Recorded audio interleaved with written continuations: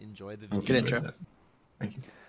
Hello, everybody. Welcome back after a long week of Force of Will to the Teacher's Lounge, your favorite ever live Force of Will podcast featuring myself, DMO73, as well as Ryan Miles.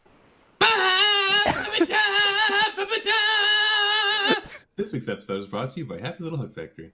Thanks, Ryan. Brandon Vermont. Since when do you ever call yourself DMO73? I don't know.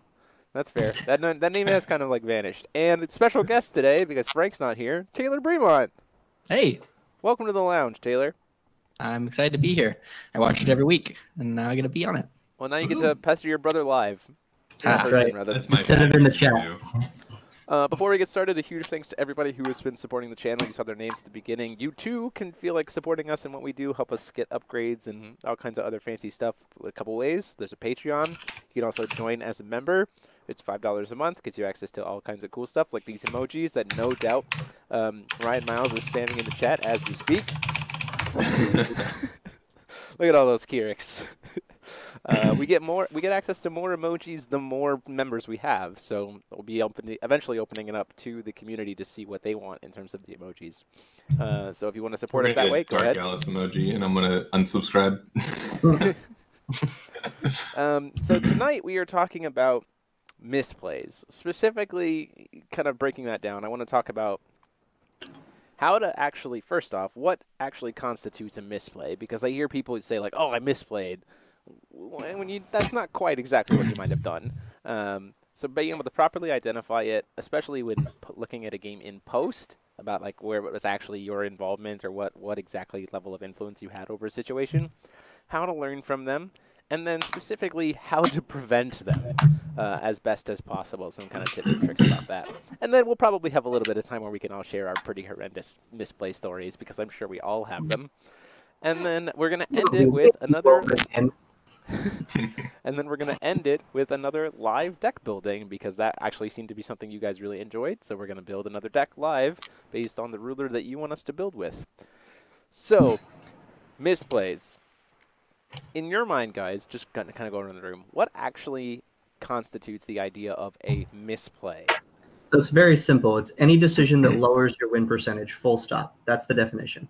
Any decision any decision that you make that would have decreases it more than the optimal decision is a misplay.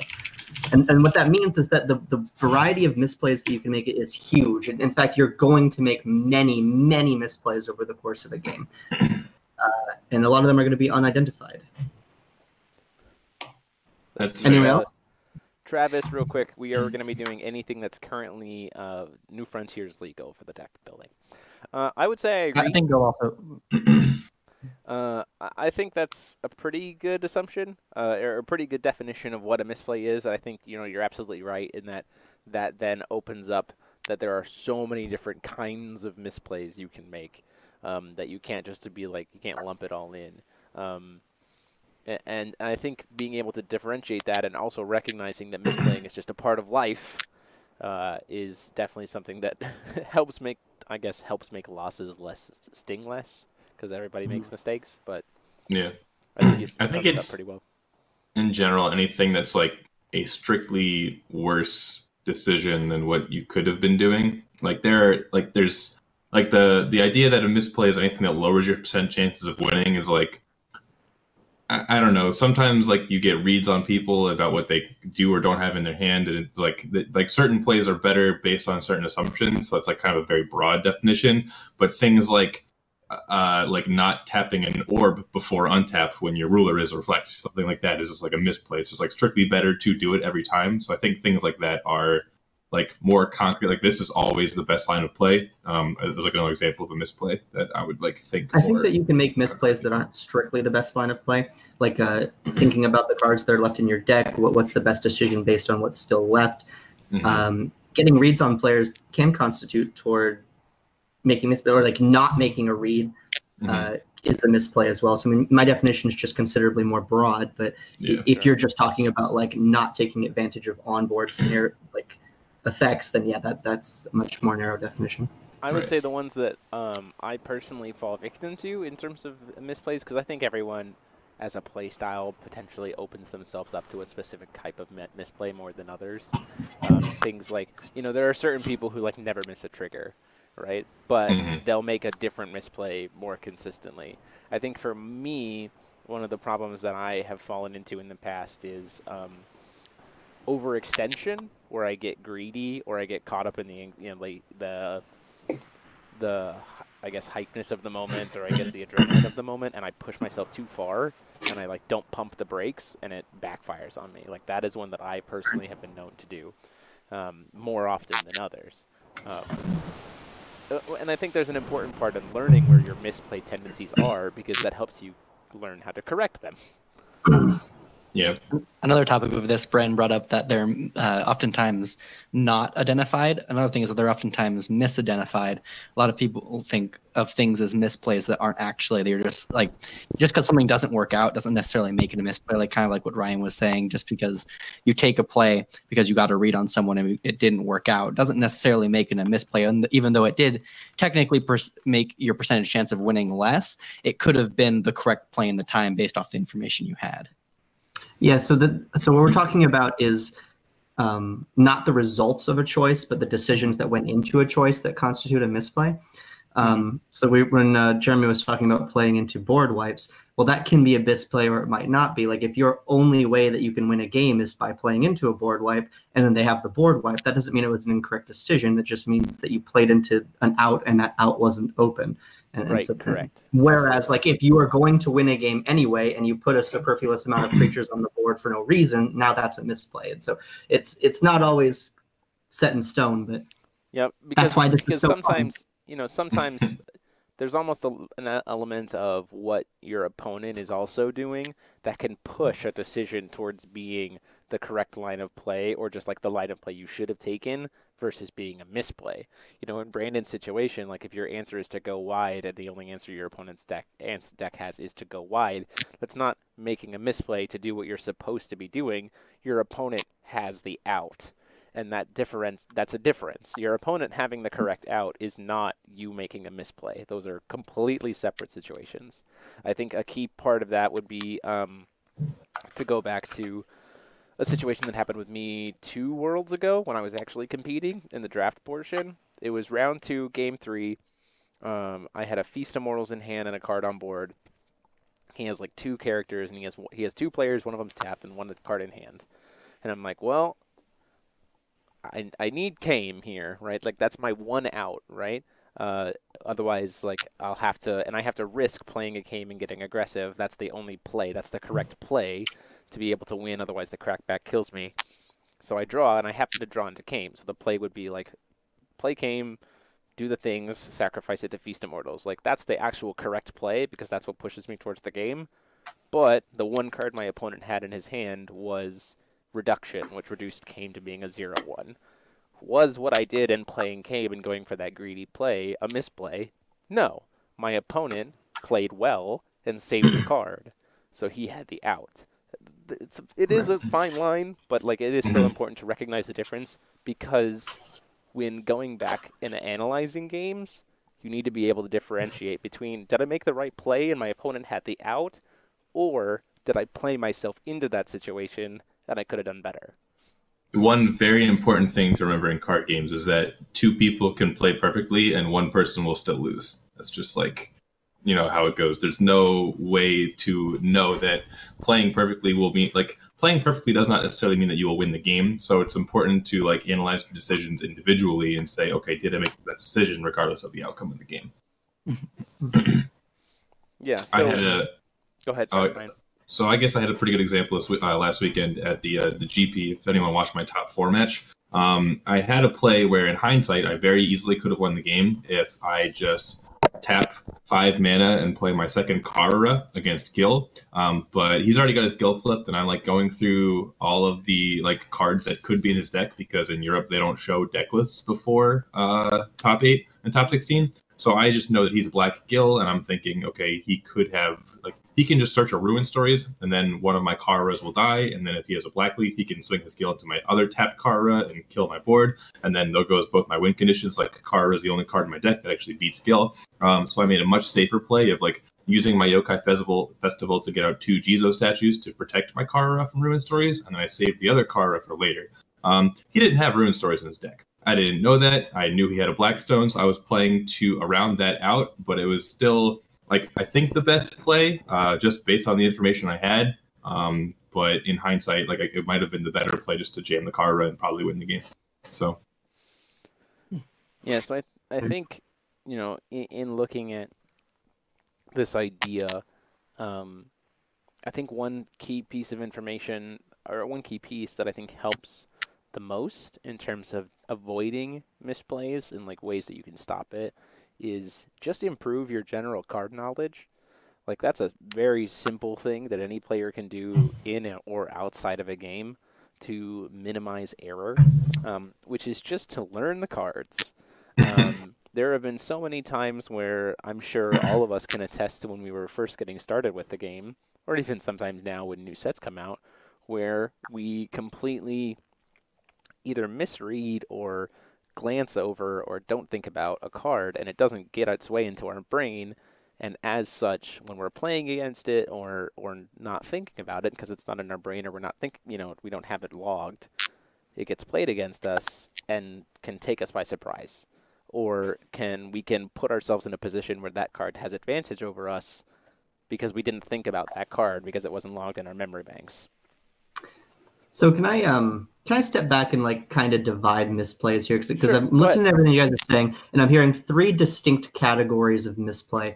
The first one is just a game information misplay. This is not knowing what a card does, not knowing the game rules, making a mistake based on not knowing something about how the cards work. Sure. The second is an onboard trick missing. So this is like not tapping your orb, not taking it, not pumping before recovery, just not utilizing the cards properly. And the third is a plan. Right, sure. The third is like a planning or a idea mistake, which is like you don't make the correct call on your opponent. You don't think, you don't make plays properly based on like the level of thinking that you should be on to play Force of Will.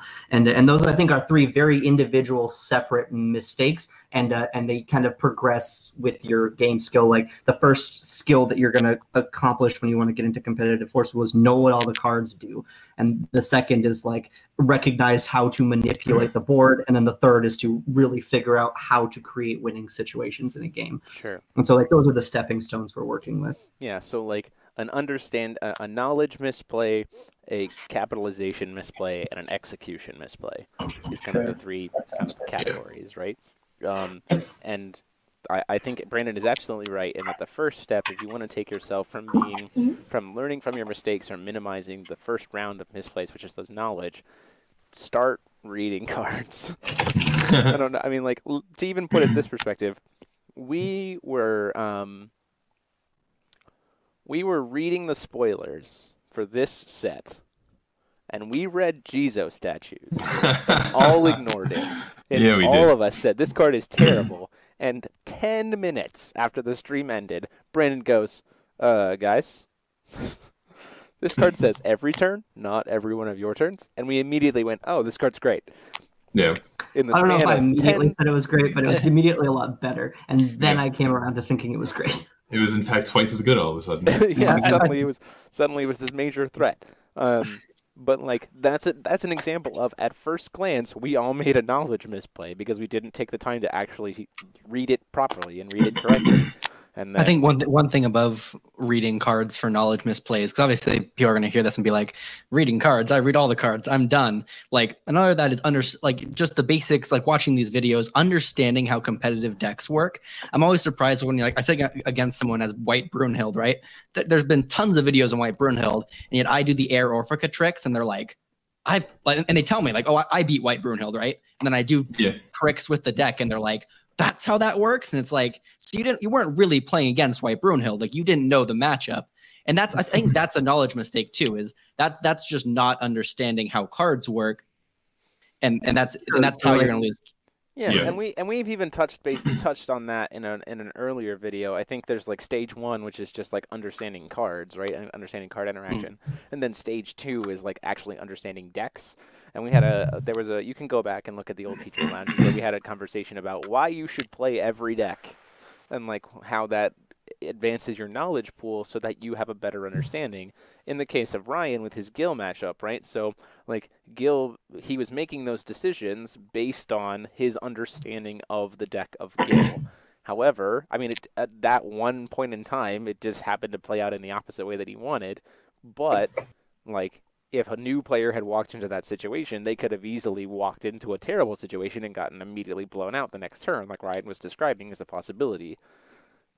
Knowing those decks, knowing how that competitive deck actually operates is very, very important to minimizing those misplays. And it's weird that knowledge misplays 98% of the time can be prevented in putting in work outside of playing the game. Oh, yeah. So like, there's a reason why if you talk to probably any pro player and you say like, how much of the time are you actually thinking about force of will? A lot. A lot. How many group chats are we all in? Oh, things man. constantly get talked about. I feel attacked. I'm in so many. I really don't even play Force Will as much as I talk about it. Like that's like 100% accurate statement. That is definitely the case. Yeah. And so like all the time.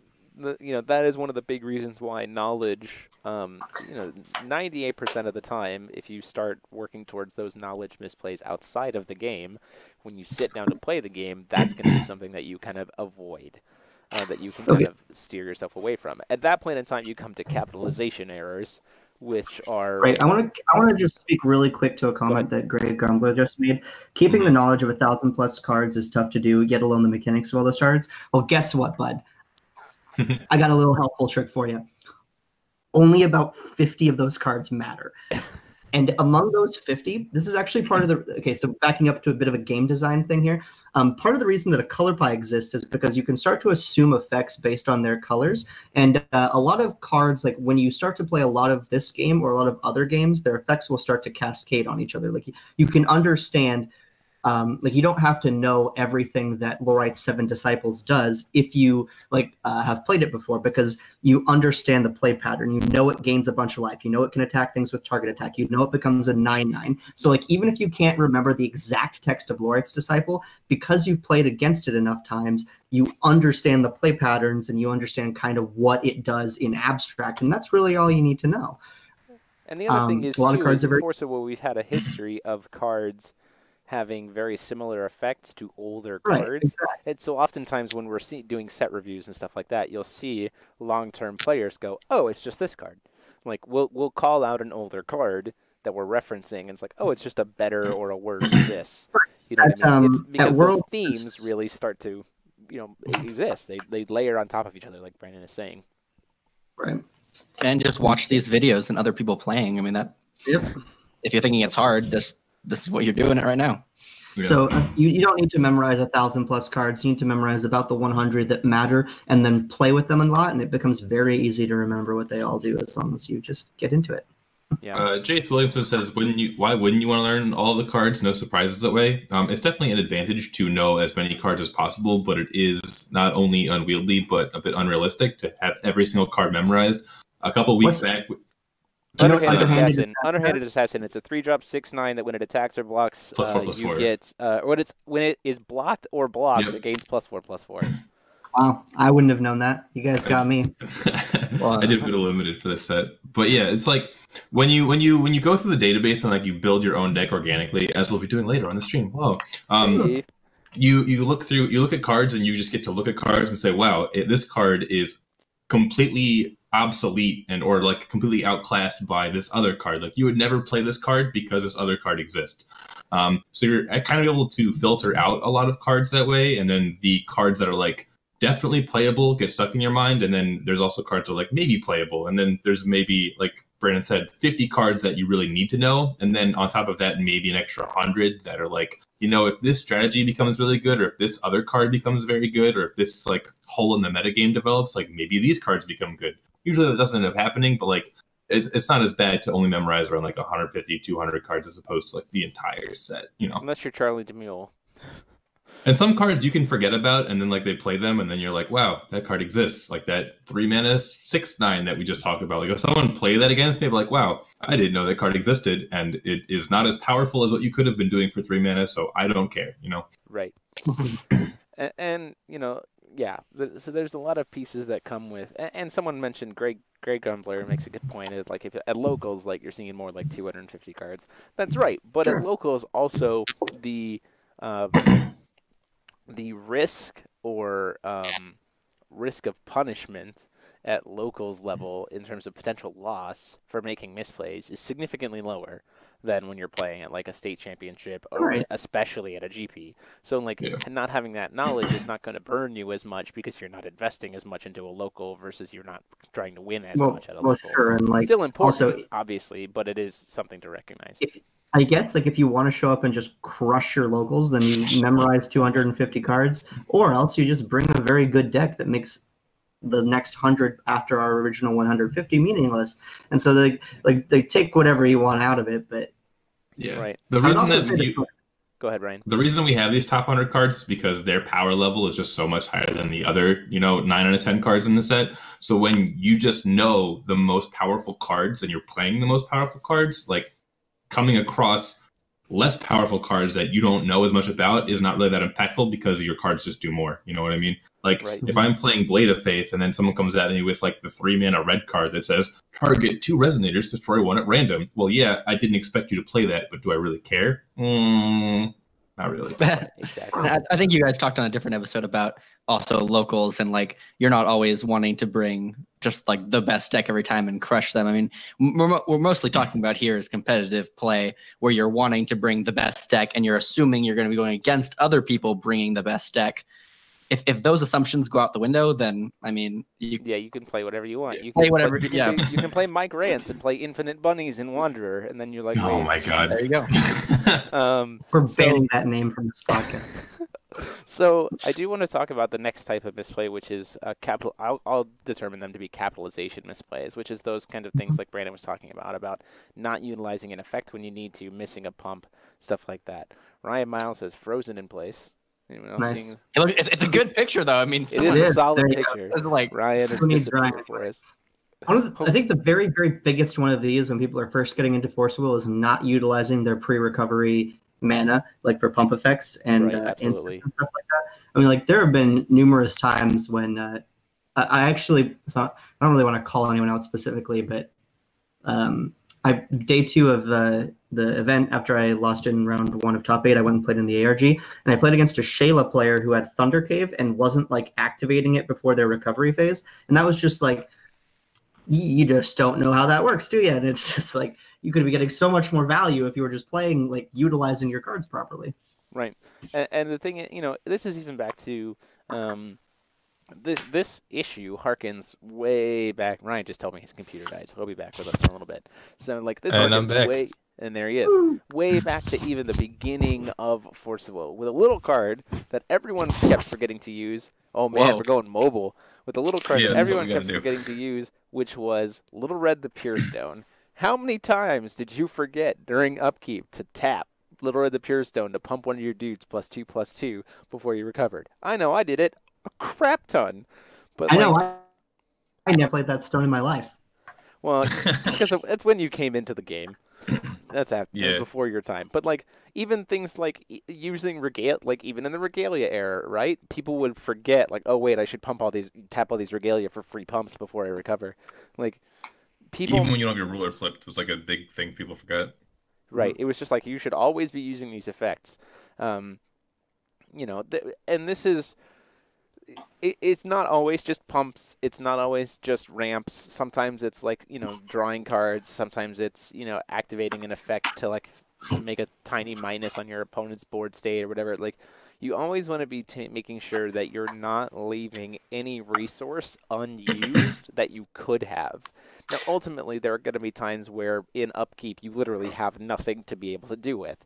You're not making a misplay by not spending that will. You have nothing to spend it on. But there are times where you miss utilizing that when you could have, and that what I would say would be capitalization. Brandon or Taylor, sorry. One thing we haven't brought up yet, and I think is a huge part of this category that people misplay on all the time, is order of doing things. I think that fits in this category, like attacking before playing certain cards, and like not just the simple like do this before you recover because it's just plus plays. I think also fitting in this category is just mechanical plays, like doing things before you attack, playing cards in the right orders to just based off what they could have. Like a player might think, oh, my play isn't going to change if I attack first, or my play isn't going to change if I do this first. But you get more information off of doing certain plays before you do other plays. And so just doing things in the right order, that's also a mechanical type of way to play the game. What you're saying is you want to minimize the amount of information your opponent has to work with. So like if you're just going to play a 3-mana resonator on your third stone and you have a resonator that's going to attack, you want to attack first and hold up the mana so your opponent operates on as little information as possible. And then potentially if they do try and like trick your combat, then you have the mana to do other things, or at least to imply to your opponent the possibility of doing that. So that's kind of what Taylor's addressing there. Yeah, absolutely. Yeah. There have been so many times where I've been playing with especially people who come from I see this from people who come from Magic as well as Yu-Gi-Oh, who are very used to not having an open main phase, which I think is a very good description of how Force of Will's main phase operates. They see themselves as going main phase, combat, main phase, which is absolutely not how Force of Will works.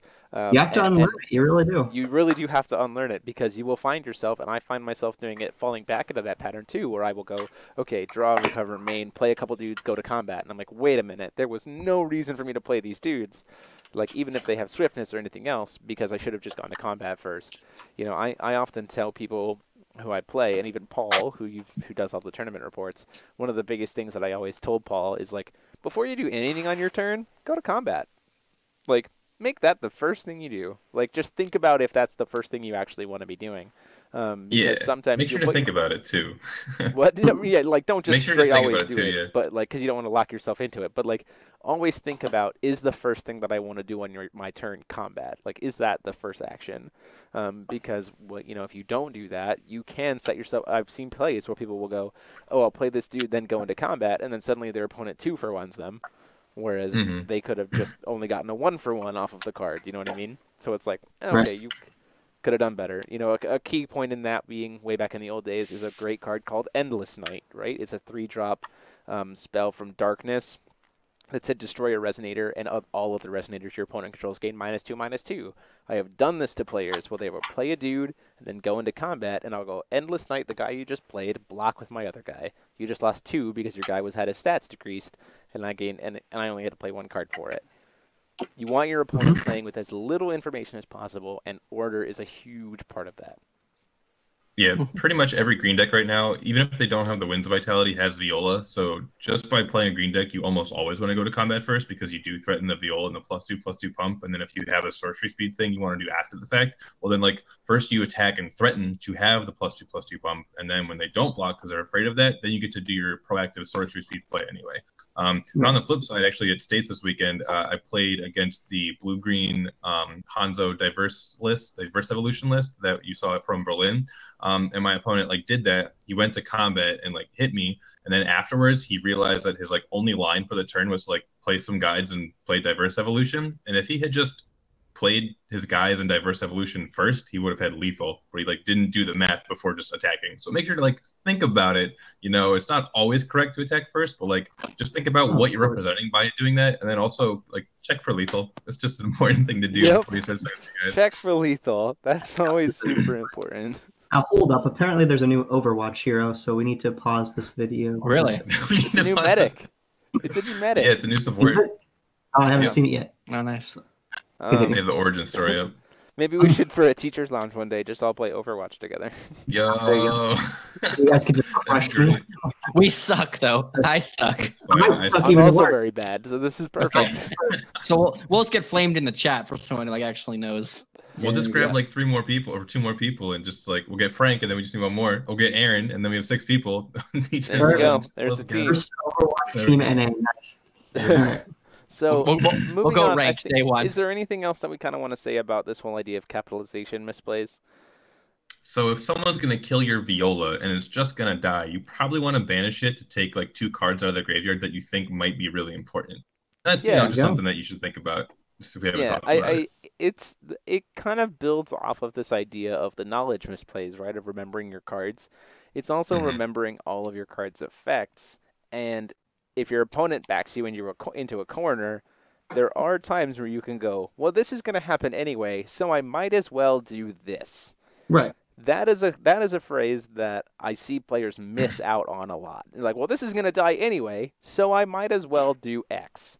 You know, like, and in the Viola is a prime case in a lot of different people's gameplay and a lot of different stuff. Viola is about to get killed. Viola is about to get attacked into. Viola is about to, like, something's about to happen. Like, all these extra things. And people don't forget, like, oh, right, I can just banish her. And they think about, oh, she's going to die. So they don't think about, well, I can just kill her instead and do something. Oh, really quick, another on-board misplay that occurred to me numerous times this weekend was just not knowing like static board pumps, specifically Like Orphica? Orphica pump pandas. I had so many people attack into what's it called? Gem Mallet Panda and Zing Zang, like believing they were smaller than they were when I had like Orphicas on the board, and they just lost their creatures. This occurred to me numerous times. And just like, just gotta know what the cards do, buddy. The other thing is too is in the reverse of like getting your stats controlled is recognizing and remembering cloud effects. There have been a lot of people who have made knowledge errors about where I've even done this to Brunhild players, where I will go before your upkeep, Jet Black Wings. And they'll go, okay, I lose a bunch of things, and then they'll go, okay, well I'll play this Orphica, that's dead. Okay, well I'll play this Jet Mallet Panda, that's dead. Do they do them both? Like they do the Orphica, it dies, and then they go immediately forget. You're playing against the That would be goldfish. me. I'm terrible about remembering cloud effects. I've been playing the blue-green Hanzo in this online tournament thing, and I like board it with Hanzo, and my opponent like does something. I'm like, oh, don't forget your effect. And my opponent's like, you know that you Hanzo board up this turn. I'm like, yeah, I did. Thanks, buddy. I appreciate that because I already forgot. I'm terrible at those kind of things. Someone said in the chat, Squid Dog says, Sherry players flashing in dolls at end of turn after you final battle. Yup. I've actually done that. That's happened. Resonators back in the day, That's happened. You know, that is actually something that people can just walk into because there's no indicator on board. You just have to remember.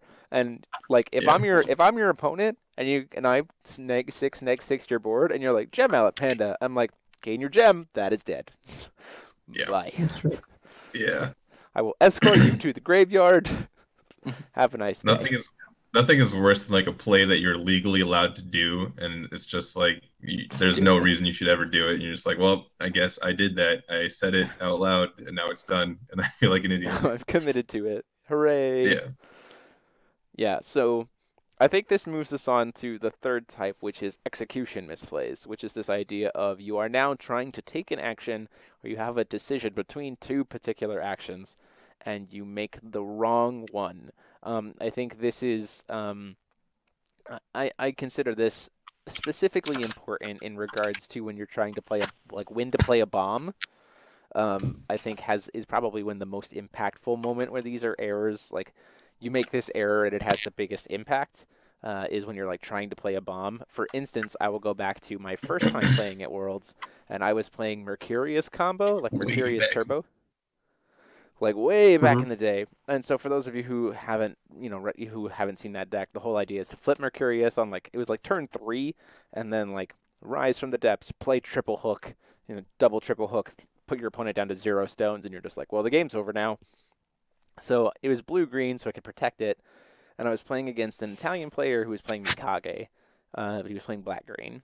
So I flipped Mercurius. I had the combo in hand. I didn't have a way to protect it. But in the situation in play, knowing his deck, there wasn't anything that he could do on the following turn to crack back and punish me for playing the Mercurius. Like, it was safe. But what did I do? I made the decision I executed the bomb too soon, and I walked it into a cancel, without actually thinking about it. Like, I misplayed myself out of it, and then the crackback punish was like, there was no reason for me to push that combo that turn, because if I landed the combo the following turn when it was safe, it still would have gotten me lethal. There was no reason for me to push it that moment. And he even told me afterwards, he was like, why did you execute it then? Like, if you had waited one turn, like, there was nothing I could do to stop it. And I was like, that is a misplay. That's an execution misplay. And so I think, you know, it's important to, like, the times when execution is, you have to say, I think the questions to ask is, what do I want to do? How safe is me doing this now? And why do I need to do it now? Like, asking yourself why, I actually think is a big part of your decision making. Because sometimes you will make execution mistakes where you had absolutely no reason to make that decision, but you didn't ask yourself why you were making it. You just did it, and you get punished. I definitely think these are like the good mistakes to be making, because these are like the most complex things to be thinking about. If you're just like forgetting to sack your Guinevere when they thunder it, for example, you know, or just like forgetting to do things, those are like kind of things that you need to like, or forgetting cloud effects like we're just talking about, those are things you need to like just kind of play more games to really just like get those ingrained into your brain. But the execution mistakes are things that just like you need to play a lot of Force of Will and understand a lot about the game to really kind of clean these up. And like, depending on the caliber of your play partners, like you need to help the people you play with get better to help yourself get better even, and kind of even point those out. Like when your opponents do something you're testing and you're like, hey, this is not impactful right now. Like, you really need to pull this trigger right here. It's just like things like that. Just like helping other people get better will help you get better, because that's how you recognize those mistakes, because those are definitely the deepest level of how to play the game. Yeah, I kind of think, like Ryan is saying, that unlike the first two, where I think playing, like I've watched people new to the game and play for a few years, and they get better at those first two just by playing a bunch, just by naturally not trying, they'll get better at those first two. This third one, you really need to put effort into getting better at. Like, it requires thinking about, understanding when it happens, identifying it, and really and really making a more effort than like playing games, like play a ton of games, but also play proficient games. Like, because bad practice makes like practice doesn't make perfect, practice makes permanent, and perfect practice makes perfect. And so you need to make that's good. Yeah, perfect. You need to practice well in order to develop this skill, unlike the first two, which I think just playing a bunch of Force will develop naturally over time. And this flashes back to a conversation we had in the testing, which is you don't test to win, you test to test. To get better, really. Yeah. What's funny about this last topic is not only is it the most broad, it's also the one we tend to cover the most in Teacher's Lounge already. Like, every episode we've ever talked about how to get better at Force Will, the inverse of that is, if you don't do this, you're making mistakes. So we're talking about like mistakes in the mulligan phase, which we've already talked about, like planning for your deck building. Bringing the wrong deck is a misplay in this kind of category, and thinking about having a plan. Like, all of these things that we've previously talked about are the various intricacies of this last way to make misplays, and so this is where the depth and the fun of card games comes in. Because if this category didn't exist, if everything was an objective best decision on the board, this game wouldn't be very fun. I mean, absolutely not. Most people can get to this third category, and then it would just be random who wins. But the fact that this category of misplay is so depthful, so broad, and so likely to be incurred by most people playing a normal game of Force Will, we get to have this delineation and skill level, and we get to have this fun game that you can really continue to improve at for forever. And so I think the existence of this this type of misplay really speaks to how much fun card games are. And I really think this type of misplay is like super, super interesting in Force Will specifically. Like, I watch a lot of Hearthstone, and I feel like a lot of what separates a good Hearthstone player from like an average Hearthstone player from a good Hearthstone player is actually like the second level of mistakes. Like, just doing things in the proper order, just like understanding how cards work. Like, there's not actually a whole lot of third level mistakes to make, because you're not really playing against an opponent. You're just like, you have your turn, and there's no way for your opponent to interact with you. And that's what I really love about Force Will, and just like games that are more like Force Will, is just like this category specifically gets a lot more in depth, and the way that you interact with your opponent to kind of make less mistakes than your opponent based on the information available is like what makes it super, super fun, like Fremont was saying. Or Yeah, like and Brandon it's was one of the reasons saying. why it's There's one of too the much- reasons why a lot of people win games like when Keyforge came out, right? And a lot of people at my locals were like, "Hey, Jeremy, you're gonna check out Keyforge." And my first question was, "Can I do anything during my opponent's turn?" And they told me no, and I went, "I'm never playing that game." And it's not, to say that like people enjoy that game, right? The same way that people enjoy Hearthstone, the same way that people enjoy all these other games. If I personally, where I find the most enjoyment is living in this third tier of decision making in terms of interacting with my opponent's board state, trying to remember what they could possibly do in response to me. Like that level of mental intricacy and interaction is what brings me enjoyment. If I'm going to sit down across from an opponent where I don't get to do anything while you do whatever you want based within the mechanics, I'm going to play a board game. Because at least at that moment, you and I are playing with the same mechanics and tools.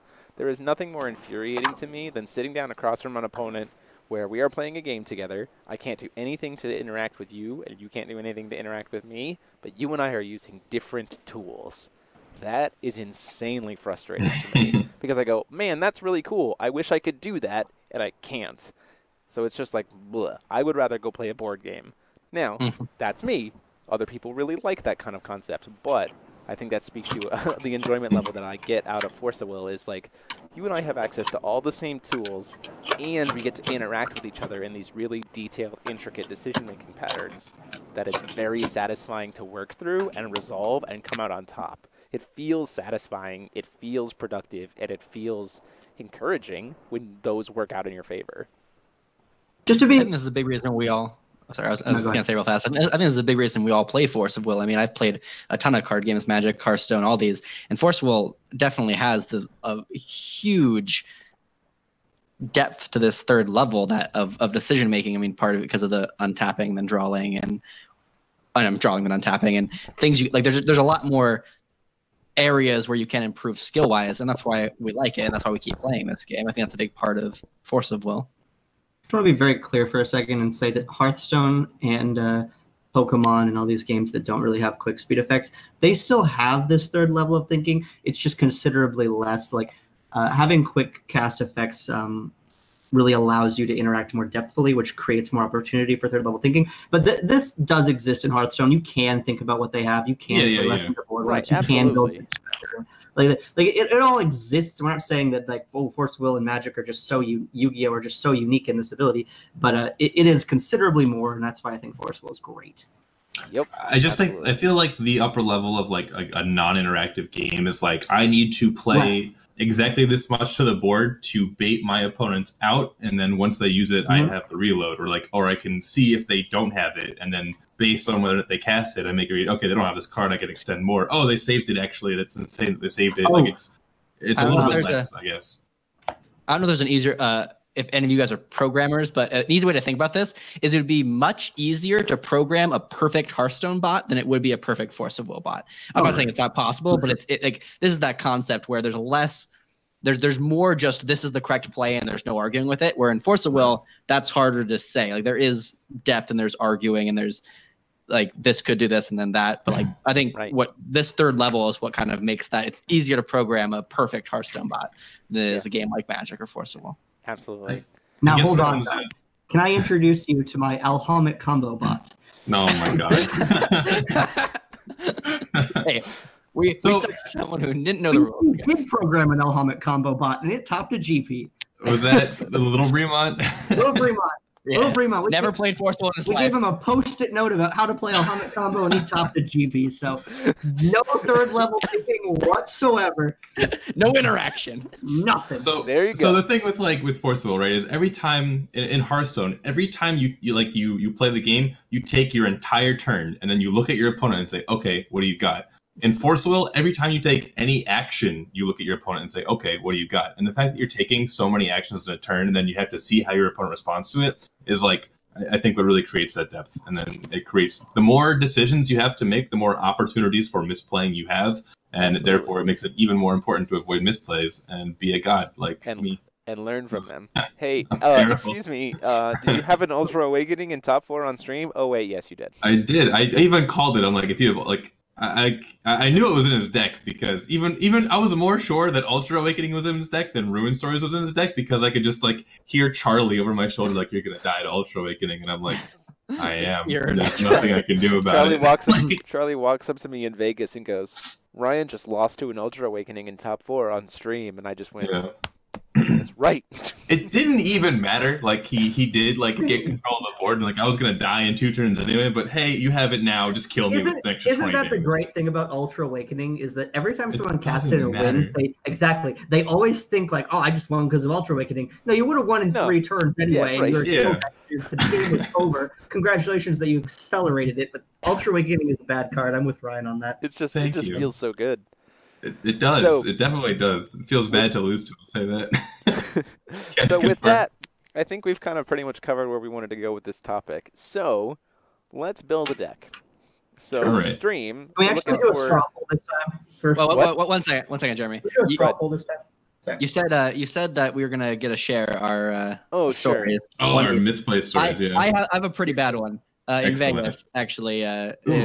It's one of those misplays that was like just being stupid, like not really like a this could have been better kind of thing. So I'm against the Pandas deck, right? Already a misplay. This isn't top 8 though. This is like before second to last round, right? This is my only loss, by the way. I lose once in Swiss, and it's to this Pandas player. And I lose game 1, just get completely shreked by this Pandas deck. I'm playing Brunhild, and I'm just like, I remember this. Sure, okay, deal. And then, but I'm like, all right, so me and Brandon have this spicy sideboard, right? Where we have 1 Feyer's Command and 1 Greenstone. And I swear to that sideboard, it's amazing. And I'm like, wait, this guy's reaction spells are only Miscalc, Naughty Child, and Arrival of the Hero. So but Ruler's way like this deck was like a control deck-esque. Like it judged and then killed things. But before that, he had no way to kill Messengers of the Sun on board.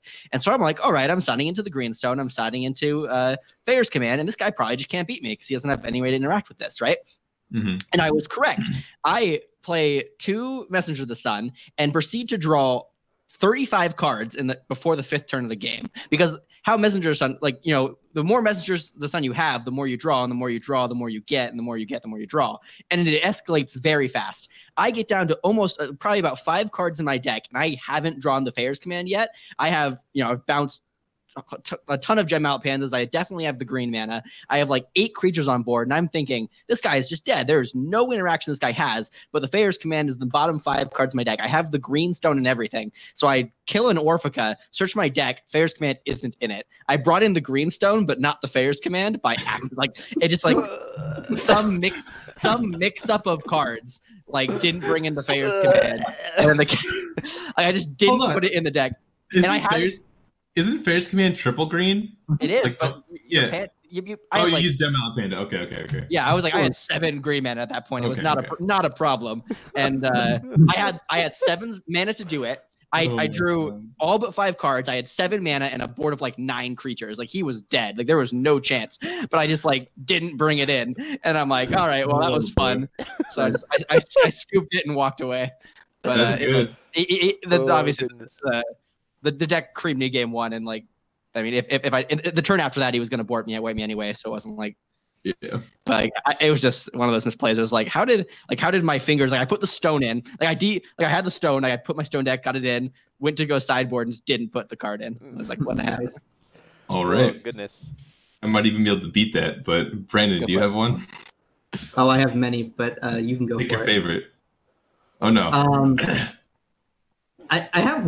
Okay, actually, I'm gonna share. This is like kind of cheating because it's like we're all sharing our misplays. So I'm gonna share something that wasn't a misplay that some people think is a misplay. Alex Blandon will tell you that I misplayed against Billy Buttons in the last round of Gen Con 2017, and he will like share the story all the time, and it's just absolutely not true. So I'm playing Persia Pursuant of the Exploding Flame, which is a 7/4 that death rattles to deal 5 to your opponent. Right. And I'm playing this aggro reflect combo-y thing. It's more of an aggro deck.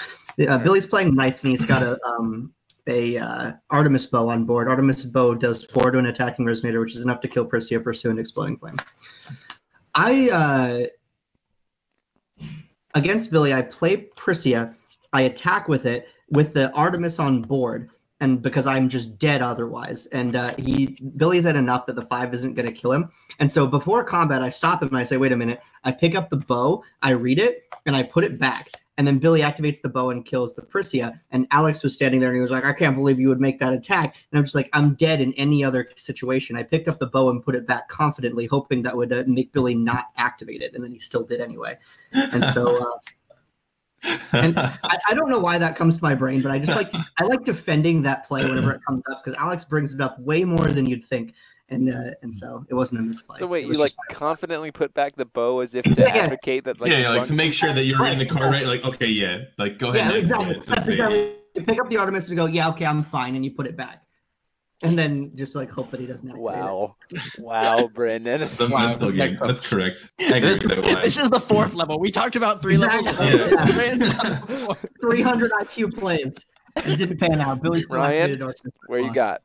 Are you fine gentlemen familiar with a card called Grim of the Crimson Moon? I am very well aware of that card. It inverts into Grim, Hope of the Future. Oh, yes. I do know. Yes. So this card... I was playing in GP Montreal, the one that Ben Barghesi had his North American debut at, or he finally won. I audibled from this great Lumia deck into this mediocre Imel deck at approximately 4:30 a.m. And I put exactly 1 copy of Grim, the Crimson Moon in my sideboard for the mirror, because I had also somehow convinced like 3 other people to play this deck with me. The first line of this card is you can see it, or you can pull it up. It's got like a couple symbol skills or something, and then it's got white black, and you read it and you go, yeah, barrier white black, that's what that says.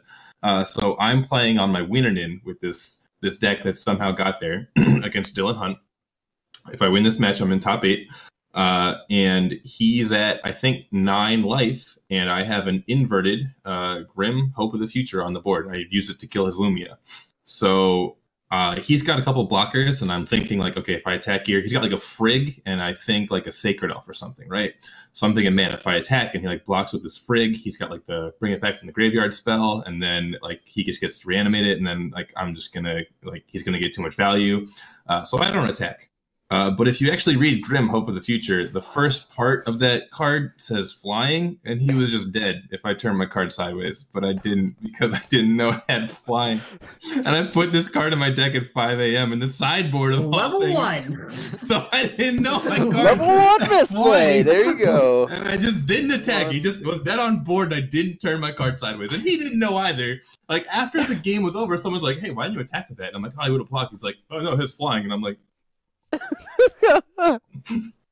what? I will say Dylan reads it too, and I'm like, oh my god. I will say that like high level players make the stupidest misplays. Like when we make mistakes, it is hilarious. Oh my god. You like kind of get a feel for what cards do. Like you don't actually know what a card does like 100% of the time. Like I forget a lot of like random like add-ons that are tacked onto cards because like you play them in the decks they're not supposed to be played in. Like I'm trying to think of an example. Like I can't even think of one, but yeah, you just like get a feel for what cards do. You don't actually read them or know what they do, and then sometimes irrelevant things become relevant. That's not an example. That's just me a card at all. Right. That's my excuse. I'm going to quickly do this for our building a deck. I'd like each of the 4 of us, we did this last time. I don't know if Brandon has access to a straw poll or if we can do that quick enough. But I'd like each of the 4 of us to name a New Frontier's current ruler, and we're going to build a deck for it. So I'll go first. So we're going to vote on a straw poll for one of those, right? Right, for one of those 4. And you can post it in the chat if you can, Brandon, and then we'll get the results. Sure, hold on. I'll make one really quick. So I'm going to go ahead and say that my answer is, so my contribution is Lich. Oh, come on. AJ actually sided into Lich at the States. He was playing Lucifer, and he sided into Lich against me because I was playing Ayu for some reason. Never do that to yourself. And he played the cards we're talking about, the Grim, the Crimson Moon. So he sided into Lich because it has a lower J activate cost, so he can flip his Grim quicker. Incredible. All right, what's your vote, Ryan? Oh, I need to go last. Remember, I'm boosted. Oh, sorry, Taylor. What's your vote? Of course. I'm gonna do New Day Time Spinning Witch. Okay. Time Spinning Witch. A New Age Time Spinning Witch is one of the 4 options. All right, my vote will be for Arthur. Arthur.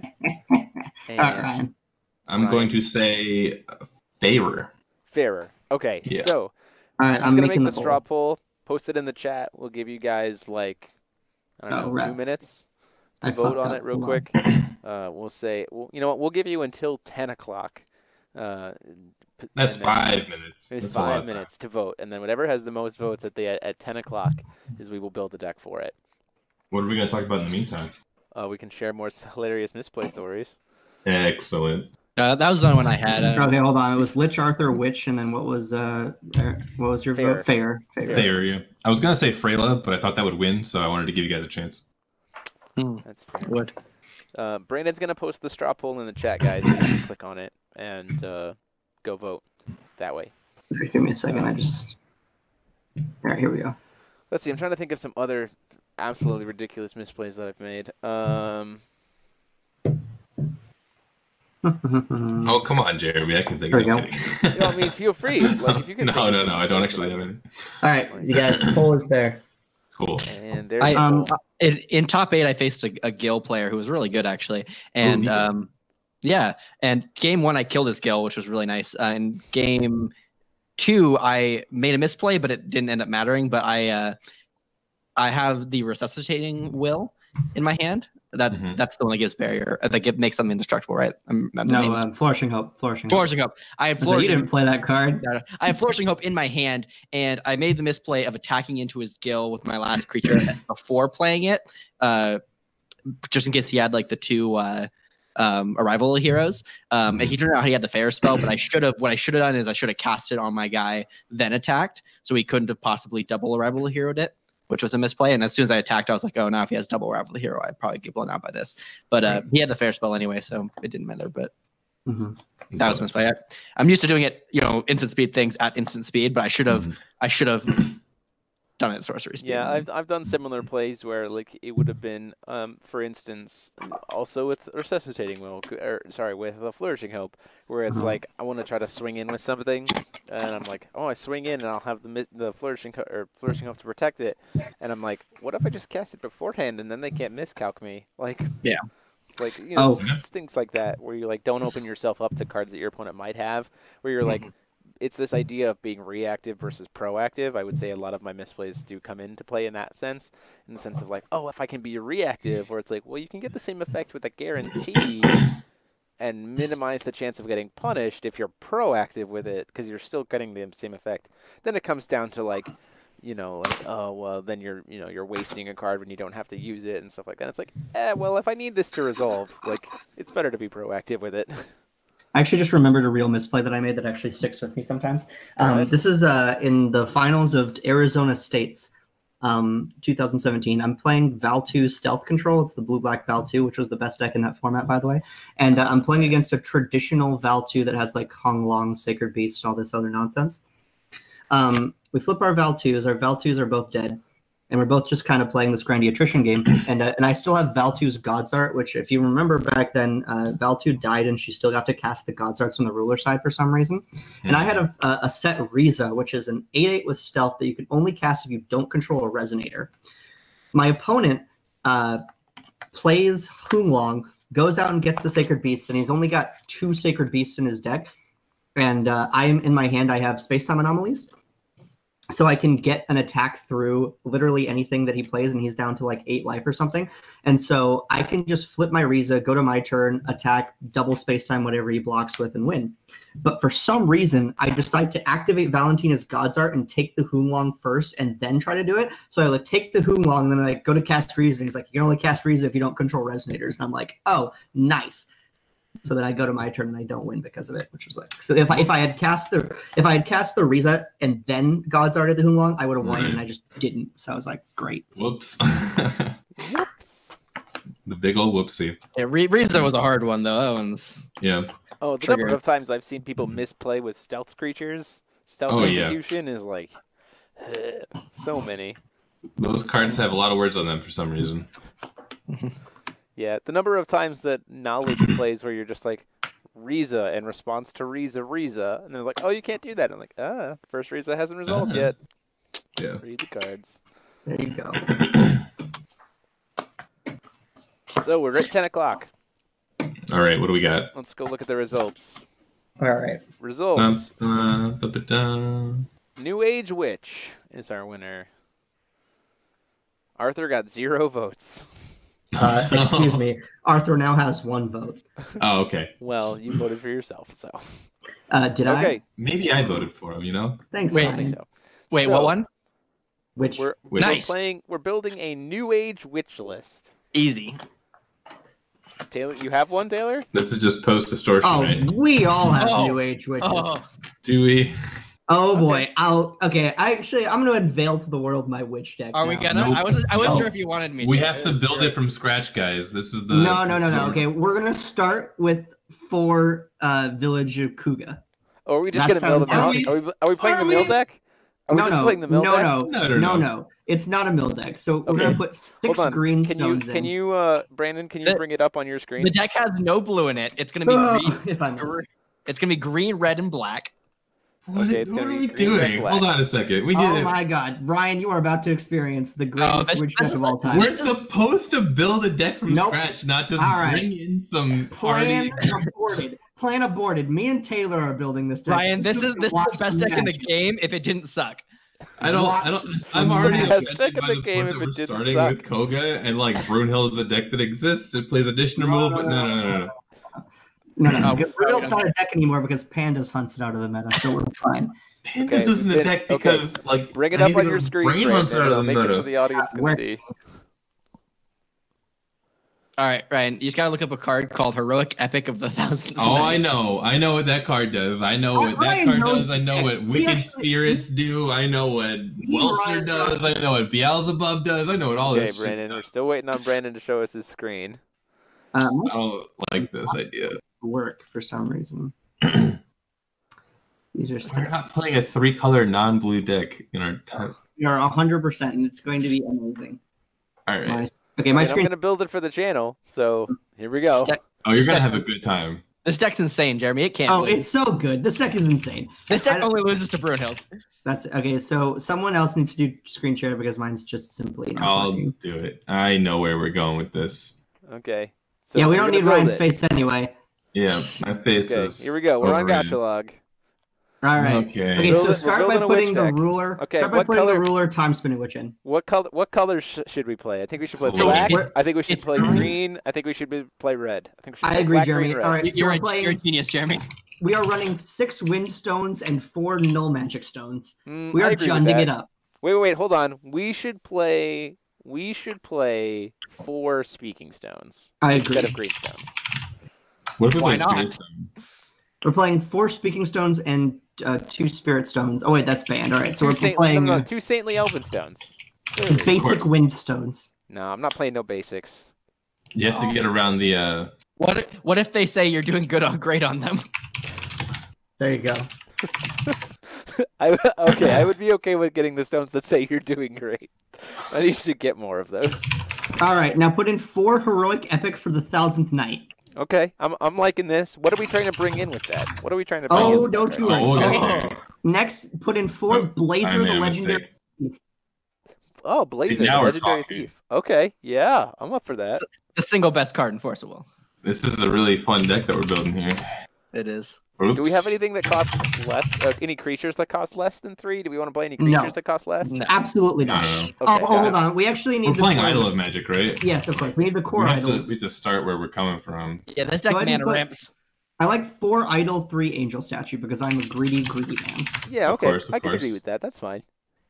All right, put in 4 Belial, the evil from the scriptures. Oh, I'm all about those Belials. We playing any? We're not No, playing. no. Don't put that card in there. I don't We're not think playing- playing beyond the threshold, Ryan. I don't Get that out of here. Are you seeing his screen circle? Belial, right, what's the the card? evil from the scriptures. Belial, I don't know about this. 4 of them. Oh, it's amazing. All right, I'm on board. Okay, now 4 Rachel, the ancient library researcher. Oh, See, this is a yeah. card I can get behind. Yeah, I can get behind this. I got those Chinese versions. All right. They're great. Put in 4 Dino ruined- Rider. Ru- Are you no, ready no, to Dino Rider yet? Oh, no, thank- Ruined Belial- Earth? Belial is strictly better. I know. Ruined no, no, Earths. No, not Ruined Earth. Not Ruined Earth. What? Get it. Ruined Stories? Ruined Story. Oh, All right, see, I'm now not- we really would want to play the Speaking Stone. No, obviously, we were playing Speaking Stone if we're playing Windstones. I have some qualms about this deck. All right, now put in 4 Light of Transmigration. Okay, we're getting wild. Oh man, I'm liking the lights. What else are we I'm not flickering liking other our than lack Blazer of. and Belial? No, All right, no, now put in 4 Winds of Salvation. Okay, yeah. I hate this deck. You've made a monstrosity of what I thought was going to be beautiful. This deck is amazing. How many laureates are we playing? Is it any number? Zero laureate. Zero We laureate. do not Card need line. anything. We're not playing anything else. We don't need laureate. We don't need fair spell. We don't Do we need play any Athenia? Sure. Let's play one Athenia. I dig it. For the Alright. fun. Boom. there. Deck. Alright.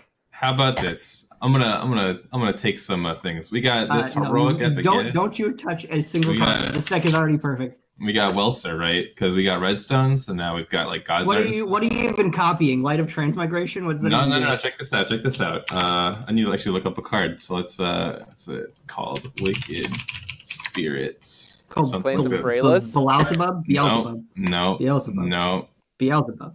It is a Beelzebub. This card, there we go. As an Martian additional Subjugation? cost to play this card, banish a Resonator. Search your deck for a cost X or less. Now there we're Okay, talking. so if you have, so you're playing like Despacito Knight, right, with this, and then getting No, Beelzebub. no. You're just gonna sacrifice your Welser. But it's still Does like- Welser copy it? No. No, How do you play this? no, it does not copy it. All right, that's not important. So you Welser into All right. Hold on. Can't spell this card's name. I think Majin is just fine. Just You'll do probably- Martian. All right. I saw this on Untap. Actually, this is not my brilliant idea. Is this Majin Why are Subjugation not why on are you Gotcha corrupting There our it is. great deck?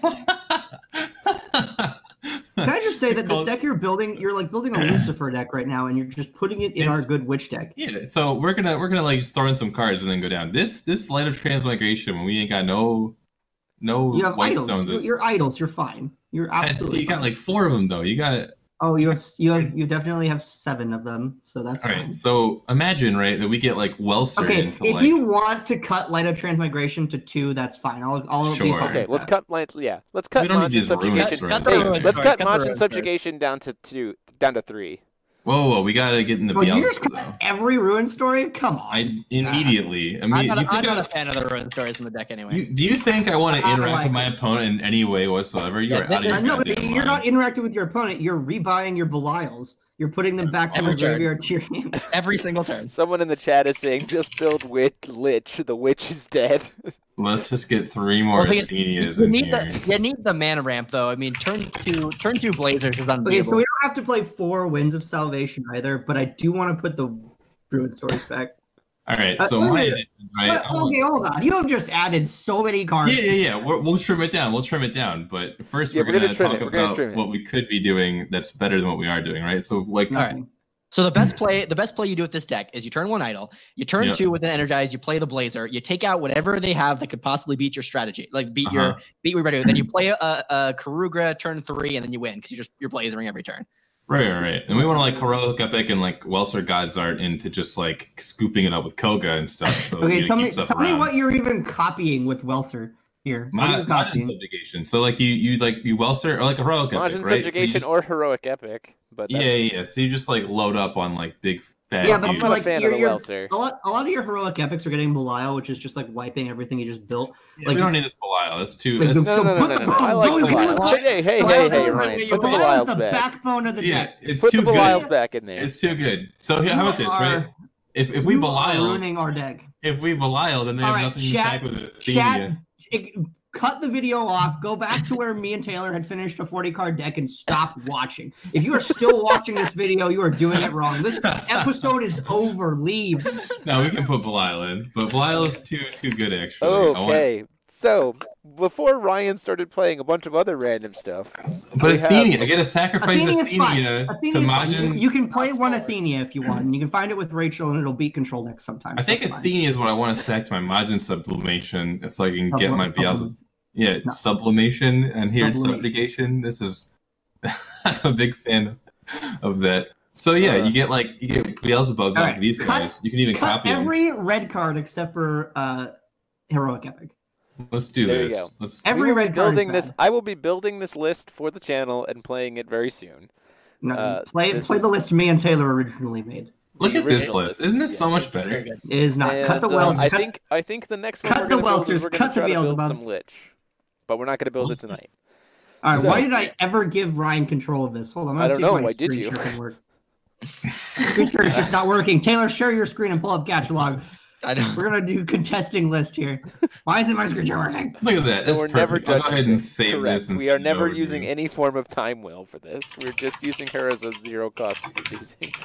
Well, Yeah, no, we are she- using time, Will. We are using it to pay for our idols. Right, but we're never judgmenting. Is what I'm Oh, saying. no, absolutely not. Well, Kaguya Q, you pay them for the village too. The village is very important. Right. Yeah. Of course. Uh, Yeah, we have 3 sides. We have 2 J rulers on our witch, and we are using 0 of them.